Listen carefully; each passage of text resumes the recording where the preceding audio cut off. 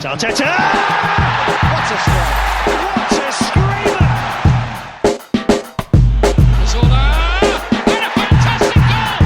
Arsenal back in it! Here's Limpar, lines it up, finds the net. Arsenal in front. And we are live. Welcome to the Arsenal Vision Post-Match Podcast live YouTube show. It's not really a post-match podcast. Post-season? Is the season over? You're not on yet. You be quiet. My name is Elliot Smith. You can block me on Twitter, Yankee Gunner. It says it right. Boom. There. We do graphics here.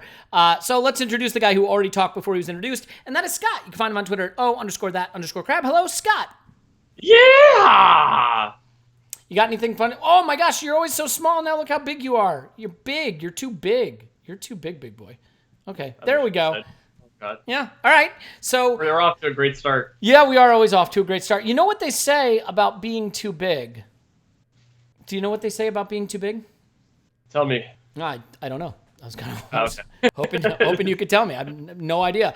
Let's get the big news out of the way, and that is this. Oh, shit. Here we Oh, go shit. again. Here we go shit. again. Here we go again. It's a new baby, Oh, my friends, shit. and it is There coming we to go, the Smith yeah. household. Oh, Yeah, baby number shit. 2, Here we go forever again. the optimist. So, Oh, shit. you know, that's Here we what we're go dealing again. with. We're dealing with baby Oh, number 2. shit. So it Here is we what go it is. again. You have 2, I believe, Scott. You got any? I You got do any indeed. words of wisdom for someone who is making what is quite clearly a terrible life choice?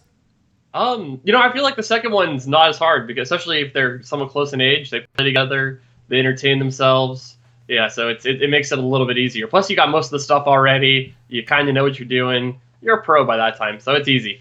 Yeah, easy. Oh, now you're small. So, You were big? Easy. I don't know if Nice. easy is the right Let's word, make but it- yeah. Make it big again. There you go. All right, well, let's dive into it. And we're going to start off with this. Scott, you tracked down this account on Twitter. Asked them I to did, yeah. This to one review got, the yeah. pod. I And got into my mentions somewhere, so. Podcast Judge says, Football Fan Podcast, Arsenal v Podcast. Thank you to Scott, who alerted him to it. Audio 100 host, I like this part, this is my favorite part, is upbeat and fun, who keeps the show flowing. The panel comes across as very knowledgeable. I don't know that I agree with that. This pod has stood out above other Arsenal fan podcasts I have listened to so far. No complaints, 5-star. Shots fired at the other Arsenal podcasts. Shots fired. So it is what it is. Let's do this, Scott. I want to start off with a little bit of a geography lesson.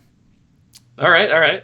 So I'm ready. in the upper left-handish corner of your screen right now, you're going to see a place called London. It's on an island that's identified as the United Kingdom. Okay. Where the red and black arrow is, you're going to see a place that has letters that are pronounced Azerbaijan. Okay. I'm somewhat familiar with that name. And that is Baku. Okay? So, Scott, the place with the red arrow, if you were an organization that had football teams playing mostly in the area kind of on the left side of the screen, and you had a big showpiece final for that left side of the screen area, would you put the game where the arrow is? It probably wouldn't be my first choice. Not I mean, mine either. just, yeah.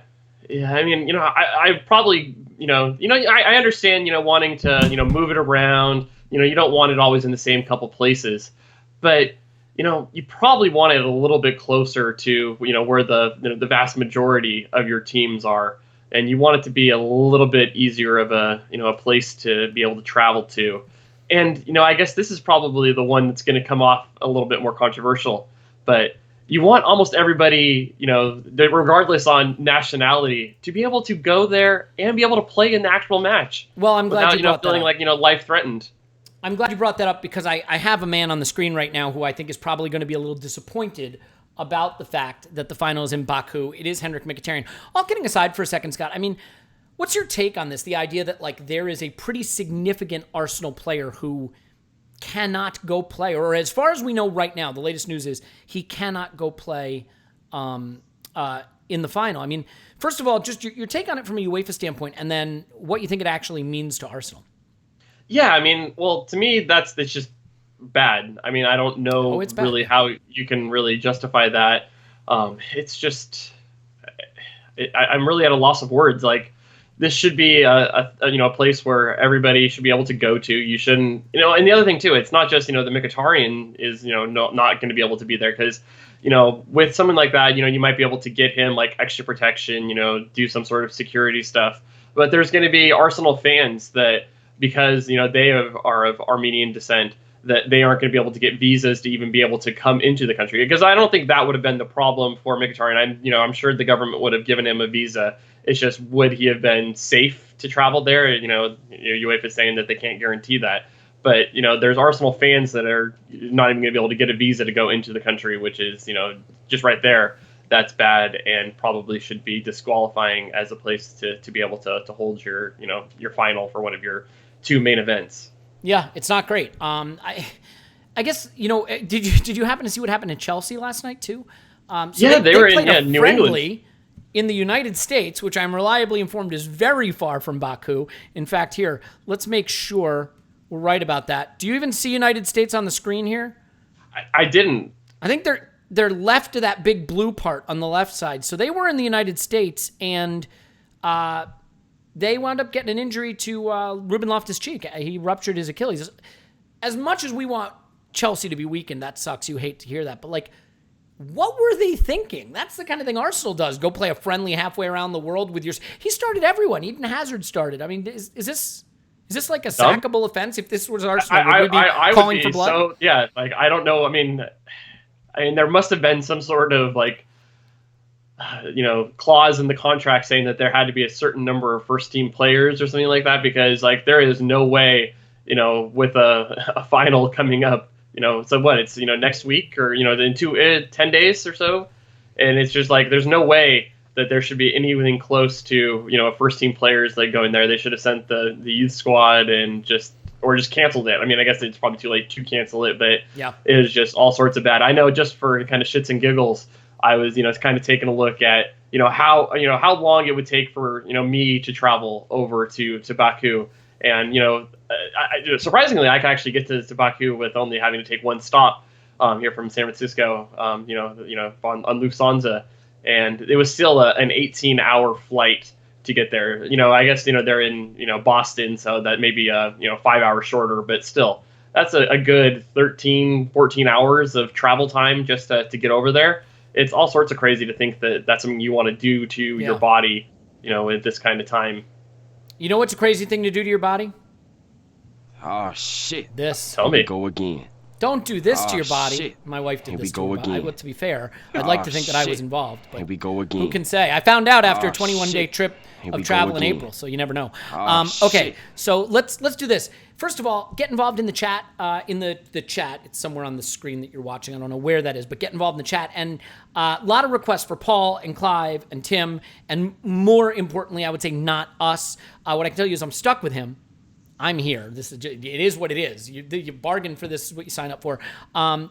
So Clive has said that he will do these, but he gets cold feet. So you need to go to him on Twitter, wherever he can be reached, and assure him that you are not going to be judging his physical appearance. Based on the chat judging my physical appearance, I don't know that you're going to stick to it, but promise it to him anyway, because I think he has some nervousness surrounding that. Tim and Paul, we just got to sync up with their schedules, so we will get them involved in these. Should we talk transfers? I mean, so just go back to oh yeah, please go. Just back to the comments here. They wanted a man bun update. Let me see if I can get this here. So yes, I do have pulling it pretty good. I hope that you can see that there. Yeah. I appreciate some of the comments. Something to here, hold on to. A little, Ibrahimovic going on. I saw a Bentner. So those are quite good compliments if you ask me. I would say the Bentner one not so much, but that's another story. Okay, let's do this. By a show of hands, anybody want transfer talk? I want transfer talk. Do you want transfer talk? Yeah. Okay. We've got transfer talk votes. So let's do some transfer talk. We're going to stop the geography lesson. I promise we won't stop it long, but let's talk about some of the players that we're linked with. So the first one, and I think we have to talk about it, is Wilfried Zaha. We've got a radar up on the screen.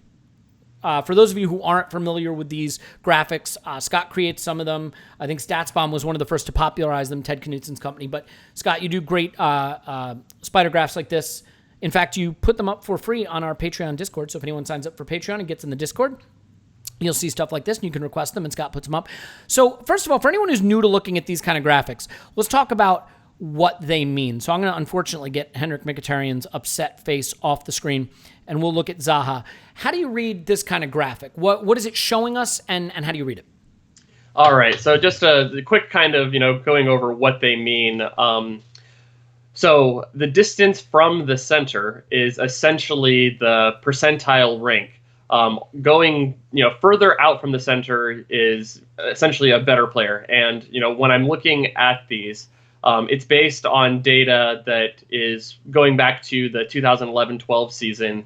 I do my best to make it so it's, players in the same position. So this one's the wide forward chart. So I look at players that, primarily played out on the wings as either, a winger, attacking midfielder kind of a thing. So I try to break it down by the different positions. And then it's, just looks at the different stats. So as long as a player recorded at least 800 minutes in a season, they were included in the sample for when I'm running, ranking them in the percentiles. So that is the basic kind of idea. So you can kind of see where people land in here. I look at percentiles because, I used to do it kind of just a linear kind of way where, you'd have the maximum and then you'd have the minimum. But for some of these statistics, there's certain outliers that will kind of throw things off. So, you could see like an XG kind of a thing where, if you had a Cristiano Ronaldo in there, his, XG per, 90 is going to really kind of throw things off and skew things. So even though, you would have it where he might be the 95th percentile, there's going to be outliers out there. So it is a full true ranking of the percentiles. And not just based on a linear way. So let's talk about Wilfried Zaha. Let's talk about him not just in terms of what the spider graph. So let's do this. Let's put that off the screen for a second and just talk about Wilfried Zaha. So I'm going to make you make the argument for going and getting Wilfried Zaha. Which would you rather? Would you rather be pro or con? So well, you're gonna have to make one or the other. Just pick. I have no problem being pro. Because I think Zaha is a very good player. Go. Give me the pro argument for why Arsenal should sign Zaha as impassionately and zealously as possible. So I think the argument against Zaha really goes. What? No, that wasn't. You get one. I'm getting there. I'm getting there. Don't make my argument. I'll make my argument. It's going to be pro. But you ever see the show Suits? All right, this is Suits. Suits. The main argument I think that I see against Zaha is going to be on his price tag that it's going to cost to get him. But that is not really based on the quality of the player. So I think Zaha has a lot of things that would make Arsenal better. You look at the team and there isn't a player that can beat a man, cause havoc. One of the things that has been very hard for Arsenal in creating this season, especially with the way that Emery wants to play, is that we are very dependent on, mainly passing the ball through the wings. And if we can't find something into the half spaces for a cutback or be able to kind of do the little 1-2s, Arsenal don't have a plan B. So one of the things that, a tricky winger, a player like Zaha can able to allow you to do is that you have the ability to beat a man, and that will create a chain of events where the defense has to rotate. It will leave openings other places, or, if maybe there isn't a chance for, the defense to react, then you'll have him running in on goal. That is something that Arsenal don't have in their team. They don't have a fast player. They don't have a true dribbler who can get past players. I'd say the closest thing, you have Aubameyang, but he's going to be in the middle of the park, and I think that his skills are better at, kind of getting on the end of things and not creating for other players with his speed. Yeah. I guess you have an Iwobi who he's a decent dribbler, but that's definitely not his. It's like a middle third dribbler or wide. He's not like a penalty area dribbler. He doesn't get into the box. Exactly. And I don't think that you would say that he has the elite speed over short distances to once he gets past a player where he can really cause havoc. So I think he uses his dribbling to create space to be able to make a pass, which it's a very, important thing. But I think that it doesn't fit for a true wide attacker that you really want. So I think that's something that Zaha is able to do. You look at his dribbles, and he is definitely in the elite range there.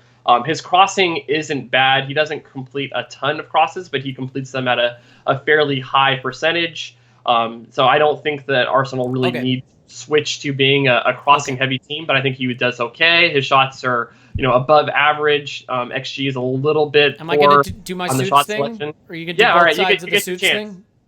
Are you suits? Can we both be suits? Which suits think do you that- want to be? You want to be Mike Ross? I could be You Mike wanna be Ross. Harvey? I don't know. You wanna be Harvey, I think I okay. probably fall more into the Mike To be Ross. fair, if you're Mike Ross, you got to date a royal. So there you go. You got to date Meghan Markle.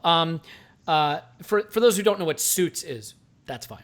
Okay, so real Probably quick, better for you. let me just make the argument against, and it's not that I don't like the player. This coming season will be his 27-year-old season.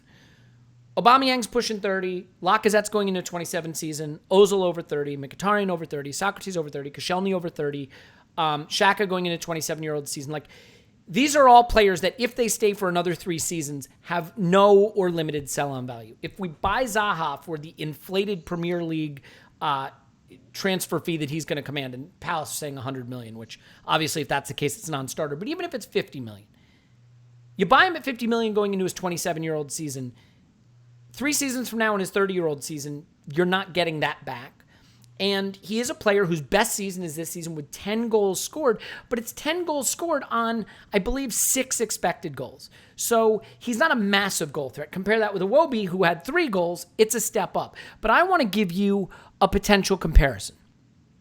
And that's this. Nicolas Pepe. Nicolas Pepe is going into his 23-year-old season. He is 23 currently. So 3 years younger. You buy him, if he's the same price as Zaha, you get a guy that 3 years from now is hitting his prime. So either you're keeping him into his elite period because you think you've built a winning team, or you've taken one step up in the Champions League, you're still trying to rebuild, and he's played well, and now he's a £100 million player.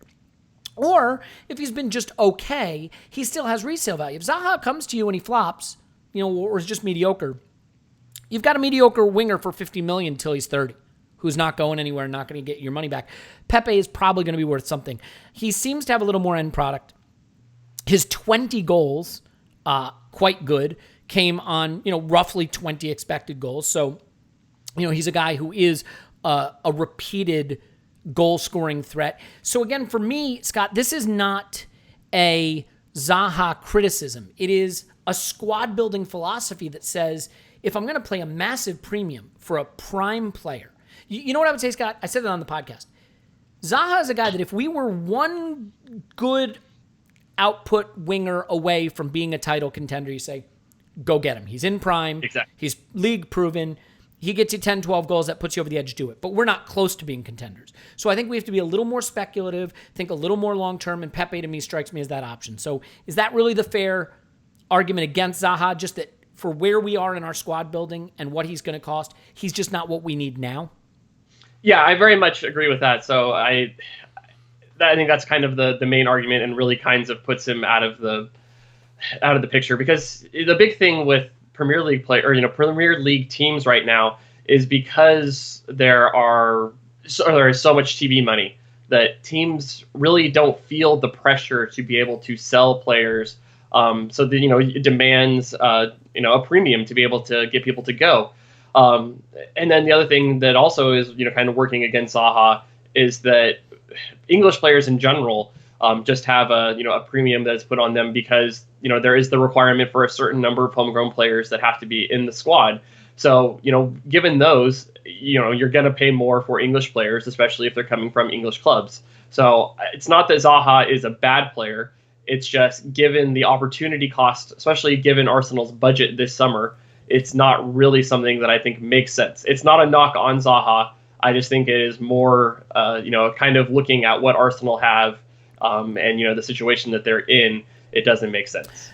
Let me ask you just quick. We're you know what? Here, I'll pop up another graphic real quick. I'm not sure why you gave me this one, but you did, so I'm kind of curious to see what the idea was here. So I'll bring him up. There he is. Why'd you give me Memphis Depay? So one of the things is, this is someone that Sorry. Depay, yeah. So I think it's something that people haven't really been talking about. I think especially in England, he was the quote unquote flop at Manchester United. I don't think he was really given a proper chance, and I think it was during the LVG years where nobody looked good at attacking. And then he went to Lyon, and he's actually done really well. I think you could actually even make an argument that people might look at his numbers this year, especially, the goals. Last year, I think he had 17 goals total.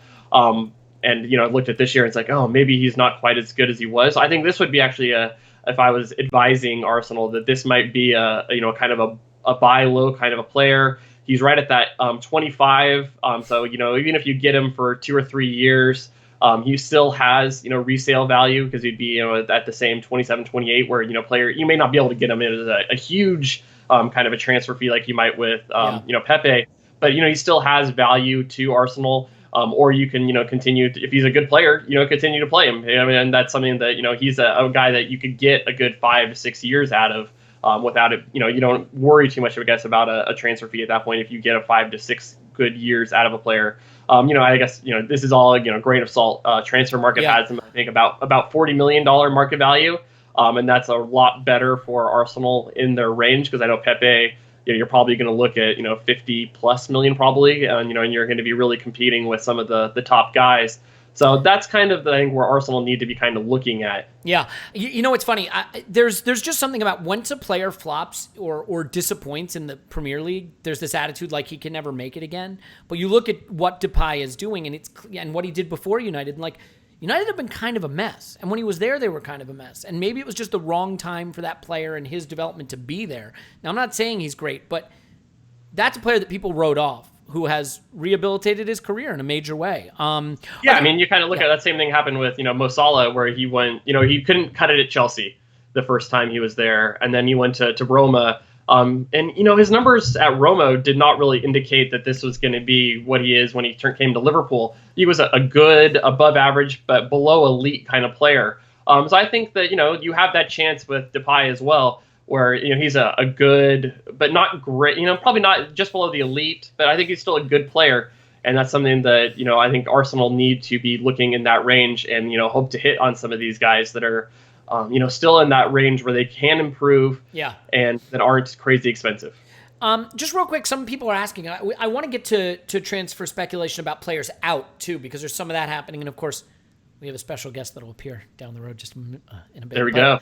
But I want to ask you just, are there any players out there on your radar or that you've read about or that you're seeing that are guys you think we should be like targeting? I mean, I've heard of Chukwueze as a guy that some people think we should go. There was Nkunku who we went after or supposedly were interested in January. I mean, obviously, we put all our eggs in a Dennis Suarez-sized basket, and there was a hole in the basket, and all the eggs fell out of it. But are there under-the-radar guys that you're kind of excited about? Ziyech, obviously, I don't know that you can call him under the radar. Who's got your man bun in a tizzy? So I think the other one from Ajax is Neres. I don't know if I'm saying that one very well. But that one I think is another interesting one. A little bit younger than Ziyech.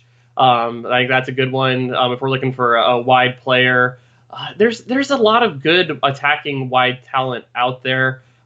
There's not a ton of goals, and I think that's something that's going to be difficult, especially for a lot of the big clubs, is that a lot of the elite strikers right now are all kind of pushing that 30-year-old range or higher. And there's going to be a lot of clubs that are going to be looking to, be able to kind of rebuild and reload on that range. So I think this is going to be a pretty crazy summer where there's a lot of, moves made, and that might make it difficult for Arsenal. So they might have to kind of look to get prospects and, players that aren't necessarily at the top of the list because they're going to be competing with some of the really big clubs that they're going to be shopping at the high end of the, transfer budget. One player that may, in fact, be involved in a transfer this season is with me now. And joining me is Shkodran Mustafi. I don't know if those of you who have not watched before may not know that we regularly have Shkodran Mustafi on the podcast. Hello, Shkodran. Hello. I'm very happy to be back. Yes, we're very happy to have you back. Big Cup final coming up. Any ideas about how you want to approach that? Just important to get back on top. Back on top. Very important. Very important. Oh, okay. Rumors about you, Shkodran. Yes, some rumors. Yes. AC Milan, legendary club with a famous history, seem to be interested. Arsenal fans would obviously be heartbroken, but what are your thoughts about AC Milan? Yes, game very more tactical in Italy. Suit me because I am very tactical player who like to think. I think about game a lot, and I like to be very tactical, so good game for me. Yeah, that's great. That sounds like it suits you. What are some of the tactical elements of your game that maybe go unappreciated in England that you think could be appreciated in Italy? Oh, well, I like very much to dive onto pitch, throwing legs around all over place like they're not connected to body. That is very fun for me, so that's how I get back on top. Yeah, it's a tactical approach that may be underrated, and I think, we're looking here, and one of the things that I think, I don't know about you, Scott, but I think as we talk about what could be going down this summer, I mean, how do you feel about our special guest here, maybe trading the Arsenal red for the Rossoneri? You know what? I think he might fit in well there. So I really, would help him pack his bags and drive him to the airport. Even if it took me flying to London first, I would be willing to take that sacrifice and help him out. Okay, well, I go now because I have to prepare to get back on top. Okay, Shodran, have a good one, buddy. Thank you. That's Shodran Mustafi. Always happy to have him back. Scott, which would be more important to you? Buying the greatest player available in the transfer market or selling that guy to Milan? I think, the addition by subtraction might be the bigger thing there. So I think that might be the answer. Yeah, I think it's possible. Look, all kidding aside, I mean, obviously that's a deal that'd be great if we could do it. If we could get actual money for Mustafi, I think we would be happy to take it. So, couple more outgoings. Let's take a look at a couple more. Another rumor that's been mooted is Granit Xhaka to Inter Milan. What do you think of this one? Let's do this. Let's give this on a scale of 1 to 10, where 1 is never happening and 10 is it's already been done behind the scenes. Where do you rate this one? I think there might be something to that. I think it could be maybe a 6.5. A 6.5, and I'll say maybe a 5 or a 6. How would you feel about something like that? So we've lost Ramsey. We like where Guendouzi's headed. We like what Torreira's shown us. Maitland-Niles is going to have to play right back at a minimum for a few months while Hector's still coming back. He might be a midfield candidate. But, my only question is whether you like Xhaka or not, and I have huge question marks about him. He's a big part of our midfield and a player that we don't play well without right now. So if we were to sell him to Inter, which I'd be totally fine with, do you think him going and Ramsey going in the same summer gives us a big problem for the midfield in the transfer market? Well, I mean, I think if you sell Xhaka, he's obviously one of a guy who's going to be in the starting 11, most times, and that's something you need to replace. You can't just let that go without being replaced. So I think that would definitely have to be done. I think it might be something that might suit both parties. I think that he actually probably has the profile to where his skill set would probably be really well suited for how the game is played in Italy. A little bit slower, a little bit, less physical. So I think that might not be a bad thing for him. I think it might be better for Arsenal, too, to be able to get somebody who maybe fits the Premier League a little bit better, be able to reinvest that money. I mean, I don't think that Xhaka is a bad player, but I'm not sure that I'm sold on him being able to be much more than a guy who can bring us to a fringe Champions League kind of team. Yeah, I agree with you. I just they say we have £40 million to spend. Now, obviously, sales would increase that. So the question is, I've seen between 40 and 60 as the big kind of budgets. And look, if you sell Mustafi and you sell Xhaka and you sell a couple other fringe players and you recoup another 40 million, you might be at 80 million. So the question exactly. So I think you're looking at 40 to 60 net is probably kind of the budget. So if we sell, we have more money to be able to invest. Right. So everything is one step at a time. And sort of my take is just all right, we need a winger, we need a left back. We need a central defender, and we need a Ramsey replacement midfielder, an athletic, mobile. We lack so much athleticism in the center of the pitch. We've got to get someone who can run in midfield. I feel like if we sell Xhaka, you add to that list that we also have to get another midfielder, just a body to make up midfield. So I think Xhaka's time at Arsenal should probably be over. I don't think we can get where we want to get with him. But we're not going to get where we want to get next season. You know what I mean? So do we need to add another to-do list, another item on our to-do list this summer? I'm not sure we do. Let's look at one that I'm sure nobody's excited to talk about. Did you see this? Apparently, Barcelona signed Alexander Lacazette. Were you aware of that?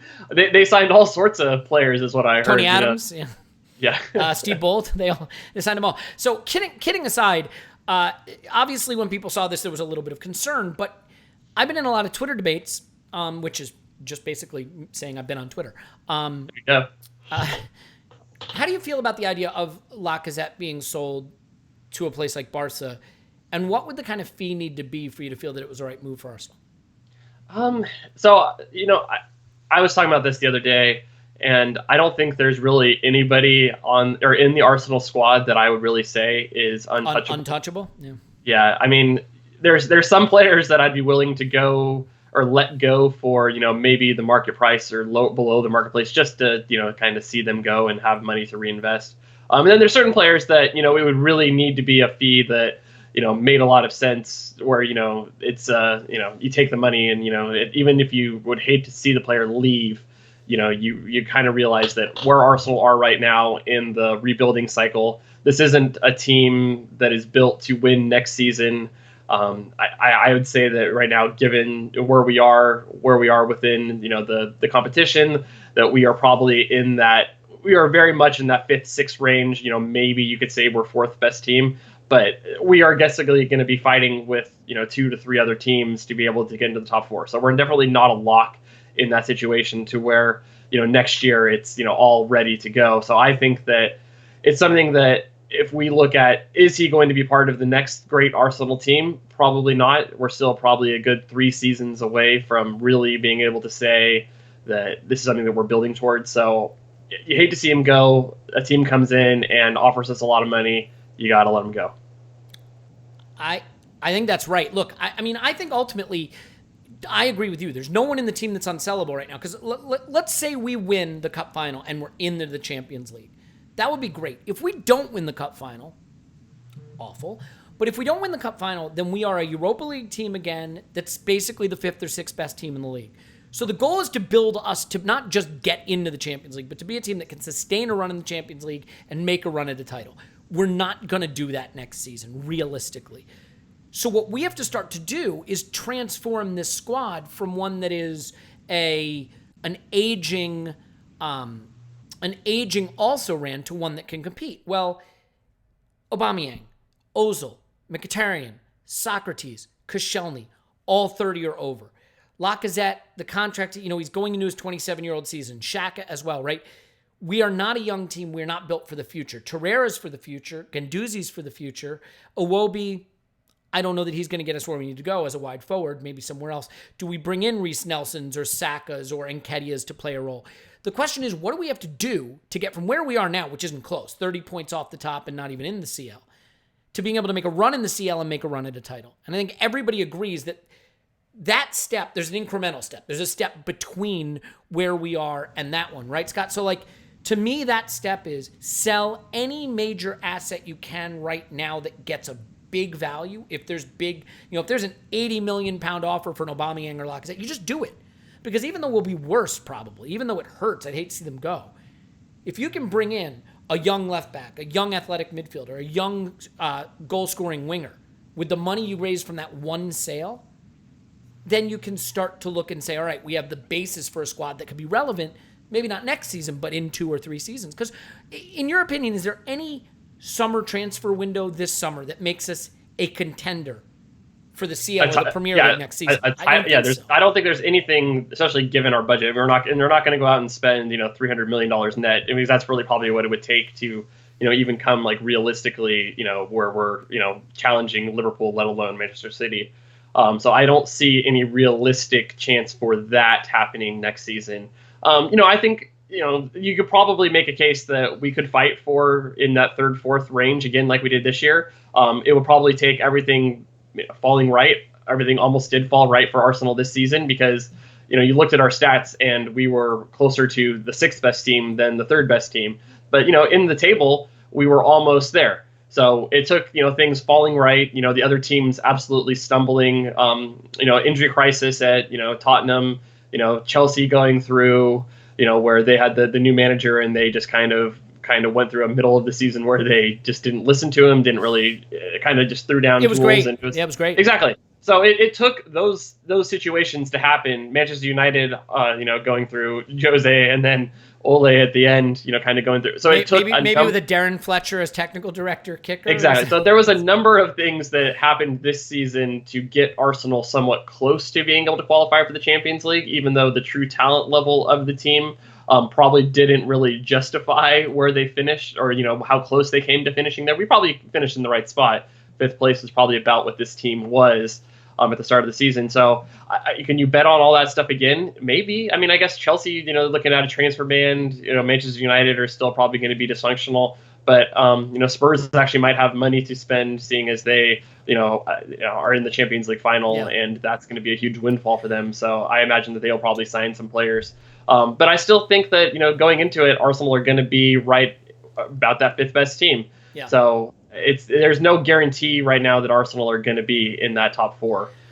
So I think that you kind of look at, maybe do something that will hurt them for next year to be a lot better in the medium and long term. So start looking at 2 to 3 years down the road as where we really want to see, let's solidify. We'll take one more year where we're, maybe don't give up on the season, but say, hey, we're going to take 1 year where we're going to a little bit worse, at attack, and in 2 to 3 years we're going to be better. Yeah. The other thing I think that let me just ask you this question. Yeah, sure, so if we do lose a striker, would you invest it in one player? Would you try to spread it around? What would your preference be? No, I mean, ideally, I think you spread it around. I mean, look, people are like, oh, buy a bunch of Guendouzi's. The hit rate on 19-year-olds is really low. I think what you want to be doing, if you can afford it, is buying players, like a Pepe, to me, feels like more of a sure thing, but he's priced potentially out of our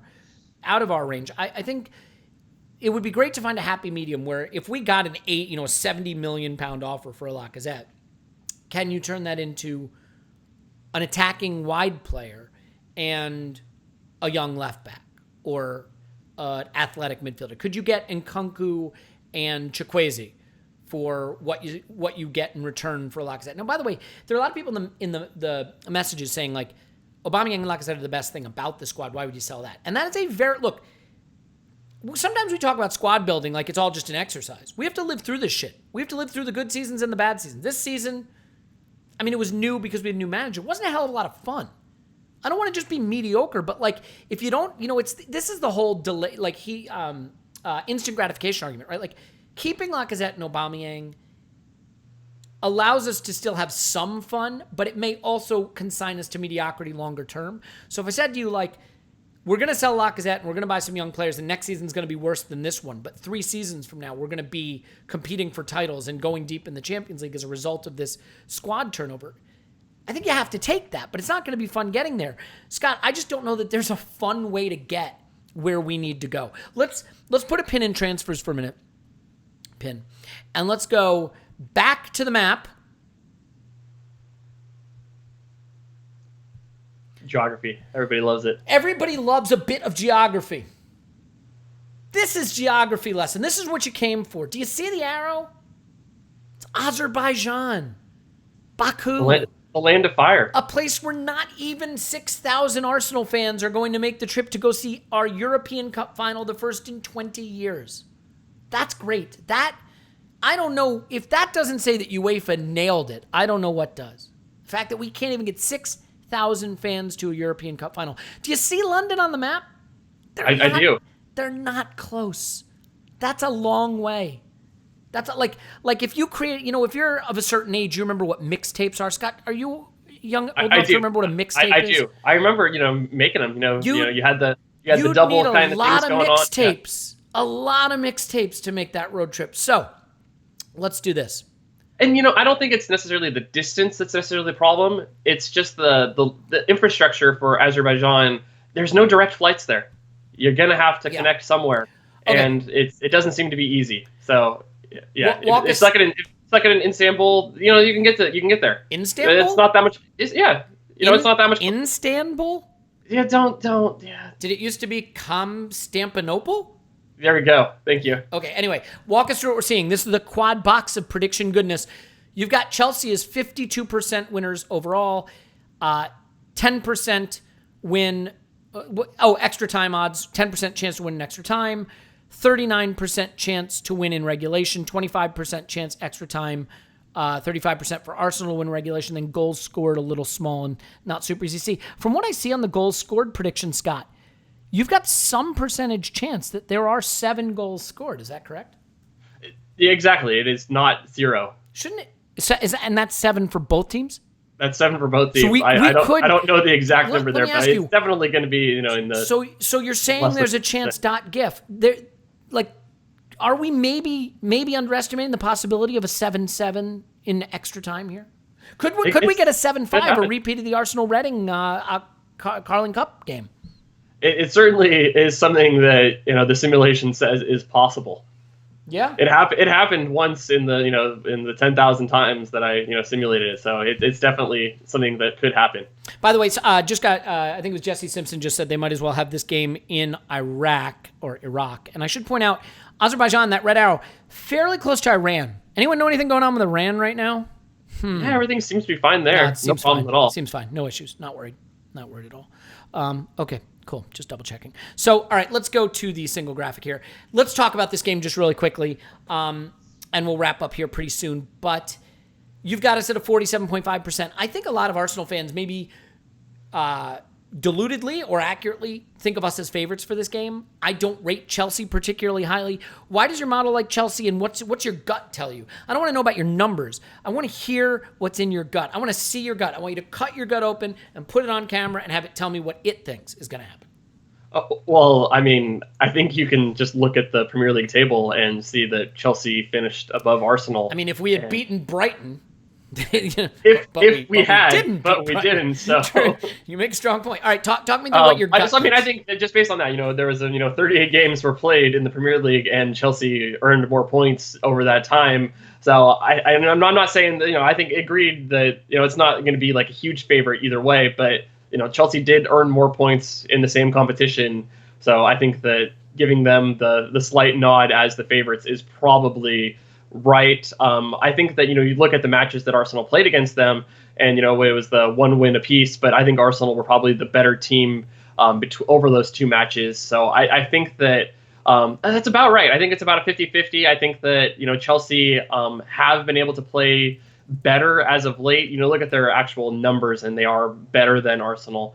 But I think that this is going to be an interesting one. In cup finals, things can, there's a higher variability. And I think that's going to go in Arsenal's favor. Yeah. All right. Well, I would say this. I mean, first of all, just real quick, do you think with Ruben Loftus-Cheek being out with a Achilles rupture, there it is, those are the words I was grabbing for, and with Mkhitaryan potentially not going, who do you think loses more through that absence? I think that Arsenal are able to line up without Mkhitaryan a little bit easier. They've done it a number of times this season. We can do the 3-1, 3-5-2 kind of a thing. What's going on with them?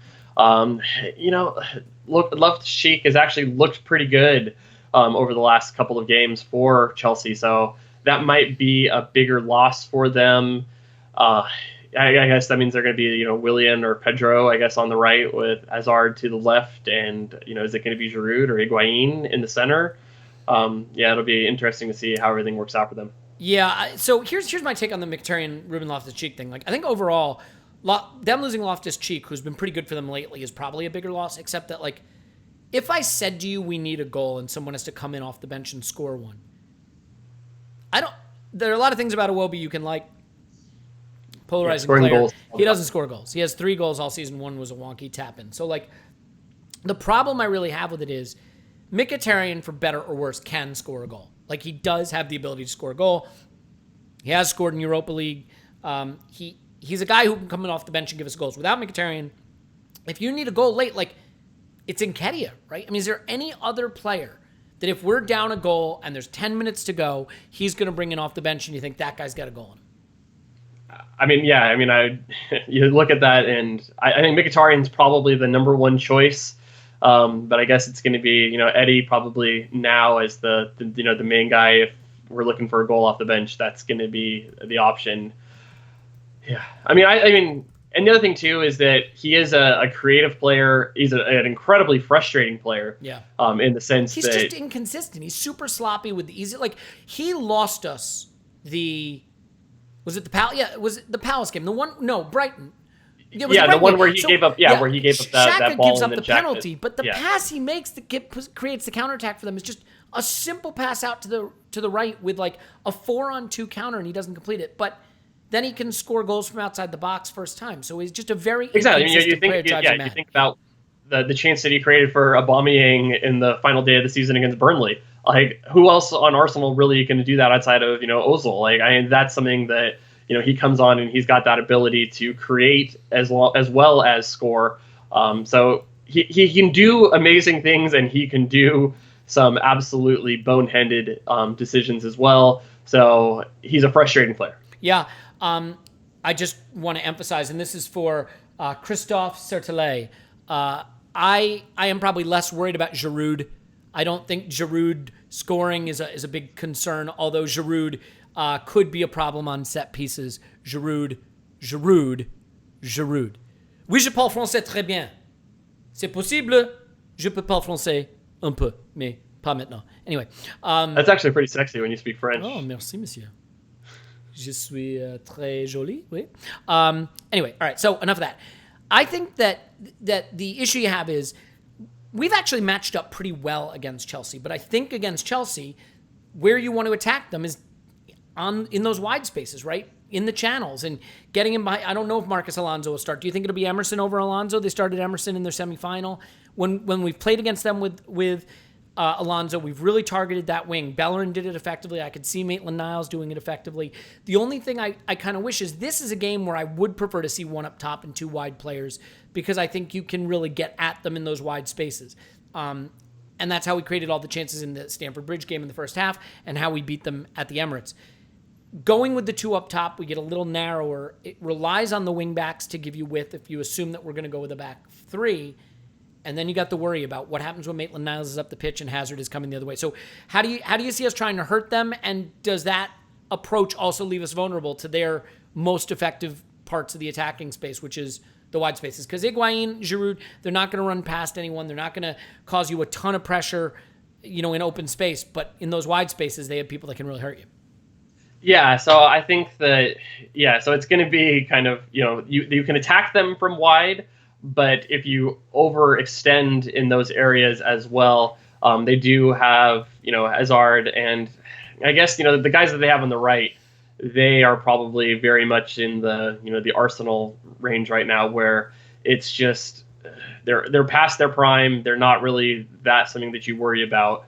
So I guess it is really the left-hand side for Chelsea that you got to worry about. They might, I'm not really sure exactly what the best way to do it. And I guess that's why Emery gets paid the big bucks, and he's got to come up with a solution to this. Yeah, well, we'll see what happens. All right, so I want to get your prediction right now. I don't know if we'll have a chance to do another one of these before the match. So first things first, how do you think we'll line up? I think it's going to be the 3-5-2. It is kind of, I guess, torn between, is it going to be Ozil that is in this match? I think he does start Ozil, so I think it's going to be the back three, probably Koscielny, Socrates, Monreal, then Kolasinac, Maitland-Niles. Is it going to be Xhaka, Torreira? Yeah, Xhaka, Torreira. Ozil in front and Aubameyang and Lacazette. I think that's probably the lineup. Are you how nervous, scale of 1 to 10, about Czech starting over Leno? I mean, an 8. I think if it goes to penalties, would you swap him out in extra time? Do you think Emery would? If it was headed towards penalties, you get an extra sub and extra time. Would you want to see him subbed out for penalties, or would you let him take the penalty shootout despite that not exactly being his strong suit? I think it depends on, if you get to it and you're at 25 minutes to go and you haven't made that, that extra sub, maybe.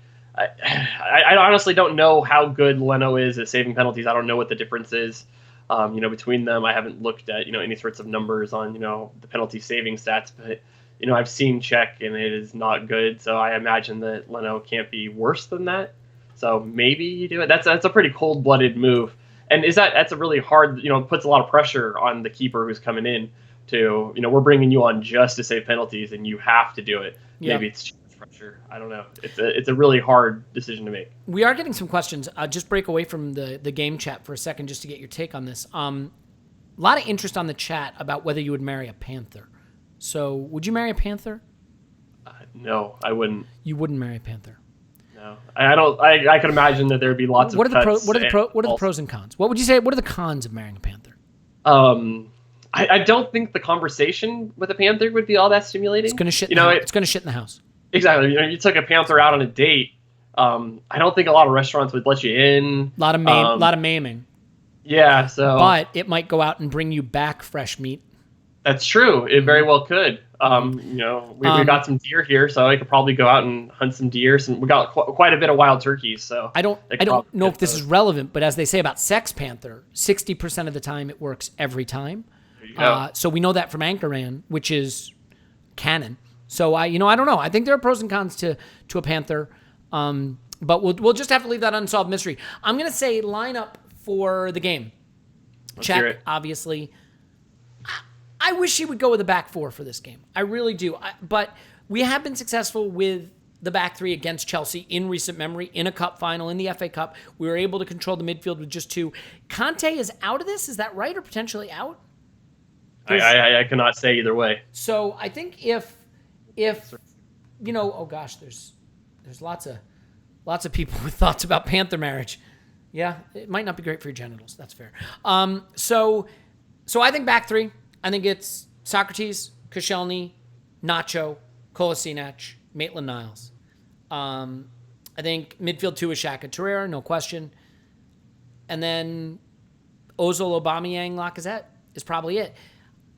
I'd like to see us press it. So Chelsea want to play out. The thing about Chelsea is you know exactly what they're going to do. They're going to try to play past your pressure and then get it into wide spaces for players like Pedro and Hazard, or Willian and Hazard to instigate the attacks and get it, get either score on their own or get the ball to Higuain in the middle of the box. I think if we're going to play with Aubameyang and Lacazette and Ozil, I don't know how effective our pressure would be. I mean, do you think that if Mkhitaryan was going, he might be tempted to play Mkhitaryan over Ozil in this game, start Mkhitaryan over Ozil to have just a little bit more energy in behind the front two, or no?